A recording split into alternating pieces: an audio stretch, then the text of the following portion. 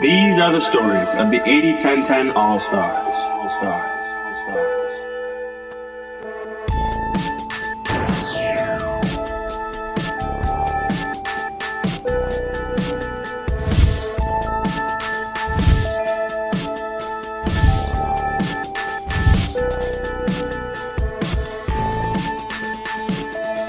Kristina, it's nice to have you on. I'm really excited to be talking with you. It seems like it's well overdue. How long you've been succeeding on the diet to now just be finally interviewed for FoodnSport. Isn't that really funny? It is. I've been such an aficionado of Doug and a follower and a helper for so long behind the scenes that it's kind of weird that I'm on the scene. Yeah. No, but I've been, let's see, August the 18th will be my 7-year anniversary being 100% 811. Isn't that crazy? Pretty cool. And I still feel like I look like I'm 12. I feel like it was just yesterday where I was pulled over by a cop for looking like I was too young to drive. Well, how did you get into Raw? What quick little story of how you came to find 8-10-10 in the first place? It's a funny story, you know, and I know it's kind of a long one, but I'll go there. When I was 16, 17, I was diagnosed with hyperglycemia. For those who don't know what it is, it's the onset to type 2 diabetes. It's basically high and low blood sugars, but I knew it as being classified by horrifying headaches, turned into migraines. I would wake up random mornings vomiting, and then I'd get really dehydrated, so I'd have to go into the hospital. And I'd probably have to go into the hospital like once every 2 weeks to get IVs, nutritional shots, whatever. I was probably the worst sick person in my school, and I actually know this because I almost didn't graduate at the time because I had so many sick days. Not good. I was about 15 pounds lighter than I am now. You can't see me here, but I look fine now. I look just fine and good. And I had such low energy that it was almost hard for me to walk at times. And so at the time, I remember I had gotten to the hospital one day and I'd come out and I was not feeling good. And I was at Whole Foods trying to get foods that the doctors were telling me to eat. Things that, you know, were in a package that said sugar-free and fat-free, or all these types of things made of chemicals. Anything in a box was okay for me, but I wasn't allowed to eat fruit.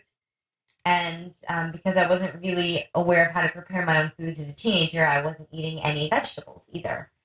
My mother's from Lebanon and my father's from Ecuador, so I was raised in a diet that was a lot of beans, meat, and rice, right? Which is very heavy foods, and if it was on your plate, then it was drenched in olive oil. It's very much a Lebanese tradition to eat everything with olive oil on it, and it doesn't matter what it was. So I was eating a high-fat diet with a lot of other meat and dairy products and few fruits and vegetables. So I'm in Whole Foods, and I'm digging through the sugar-free granola aisle, and this man walks up behind me, taps me on the shoulder, and he's like, "Excuse me, are you a raw foodie?" And I just popped up, and I was like, am I about what? I had no idea what that was. And he started telling me about how he ate, 10 pounds of fruit and vegetables every single day, how he coaches people on juice feasting, and how he's done more than 190-day-long juice feasts. And you can only imagine that for an 18 or 19-year-old, this must have sounded absolutely nuts, especially 7 years ago when there was nobody at all in this movement, when YouTube was not even popular, before 80-10-10 was even out. So you can only imagine that this really scared me. I went home and I remember saying to my parents, I was like, "Anushka, I met a rabbit man." My parents, of course, were like, "Oh, sweetie, don't worry about it. That stuff just kind of happens." And the ironic part about it is that it never happened to me where I had gone into the hospital and that I had gone back in the next day. But after that night, I remember feeling so horrible. I ended up going to the hospital the next day. And when I got out, I remember feeling so desperate and so sick and so tired and so weak that I took his card and I just called him up. And he was like, you know what, just meet me at Whole Foods tomorrow. And I will meet you every day this week and we'll talk about what's going on with your body. And I met him there not really expecting anything, but the man spent literally 3 hours with me every single day for the whole week, explaining to me what was going on with my body, introduced me to who like Doug was, introduced me to who, Dr. Payroll Cousins was, everybody in the movement, but just wanted to enlighten my eyes to show me that eating fruits and vegetables could heal my body because it was what I was eating that was making me sick.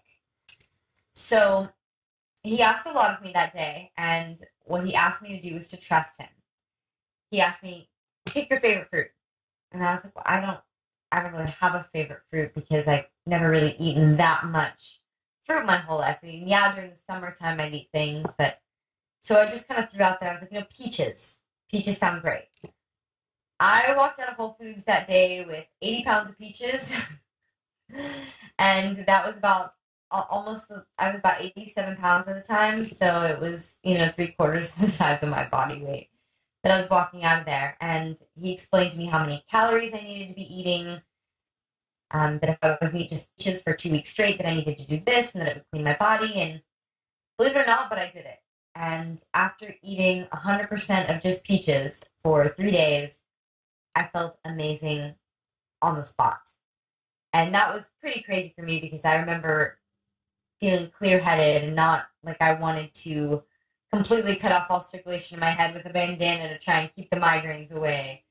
And it was insane for me because my family was watching me eat nothing but peaches, yet they saw me walking fine, energized, going to school, not vomiting within a 2-week period, and even gaining weight.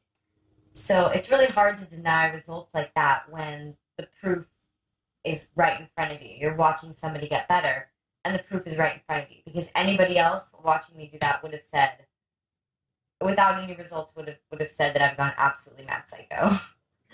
Right? So, in a nutshell, that's kind of what ended up happening. And it was strange to me that I stuck with it. And I never said that I was not going to eat cooked foods again, but I did say that I was going to take it one step at a time because I didn't understand what was going on in my body and that I felt so good, better than I'd ever felt before. I felt clear-headed. I was actually taking walks outside and felt like I could maybe perhaps do some type of exercise. And after 30 days, I think I went out and I bought every single raw book on the planet. There was like 7 at the time. And none of them were low-fat, raw vegan. Except I think I found one that was by Doug, and it was like mango is the fruit of the gods, right? It was one of Doug's really old books, and I remember getting some of Gabriel Cousins stuff, and it wasn't until about 6 months later of eating 100% raw that I knew that it was for me for the rest of my life, and I wasn't necessarily 811, but I knew that eating a lot of fat was not good for me because by that time I had found Doug's website and I had read all the FAQs and I was stalking all of the staff there and I was really trying to make it to Seattle to work with him and get an internship. So that's exactly what I did is I stalked him and I waited for a chance that I could perhaps get there in September and I could go and I could be there with like-minded people myself. By that time, I was thriving. I was running like 3 or 4 miles a day. I had, gotten up to at least 100 pounds. My hair had all fallen out by then, but it started growing back because I had no nutrition before, but all the old was shedding away and all the new was beginning to grow in, and now I have like this huge mane of hair that I never know what to do with. And before I knew it, that was like the beginning of my journey, So after you go 811, it's really hard to go back when you truly do it right and you see the benefits of how it's done and when you do it properly. So in a 6-month time period, I saw my entire body change from being ugly and sick to being young and thriving the way that I should have been living my whole life, which I never had been. And about 1.5 years later is when they completely diagnosed me as having no blood sugar issues, hyperglycemia being gone, and it was completely a thing of the past. something very funny to note that I do want to share is that I haven't gone back to the doctor in 7 years. And so I actually had somebody question my medical records about, I want to say 6 or 7 months ago, just from today's date. And so I actually called St. Luke's Hospital to my physician that I used to go into all the time when I was sick and ill. And I said, well, look, I need my medical records because I have somebody who's questioning them. And she didn't even recognize. She's like, is this Kristina Bucaram? I haven't seen you in years. How are you? Apparently, maybe she thought that I had like, died or something. And she was just shocked. She was like, Kristina, we don't even have it in our system when you even came here last. She said, do you know that it's Texas medical law that we are, by law, supposed to delete your medical records after 3 years if you haven't been back to the doctor? And I just kind of looked at her and I was like, wait a minute. So that means you don't have anything on file for me. She goes, and if you haven't been to the doctor in more than 3 years, then nobody will have anything on file for you.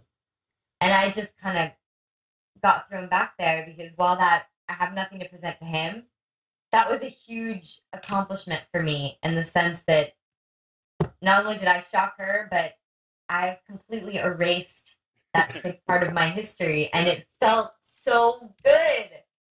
So yes, Cool. for people who are really sick and want to hear something encouraging, that's actually a really inspiring thing. You can go from having a really horrible medical record and not graduating high school to, hey, your physician almost was floored that you haven't even been back to the doctor in 7 years and doesn't even have your medical records anymore. Join us next week for another exciting tale of the 80-10-10 All-Stars.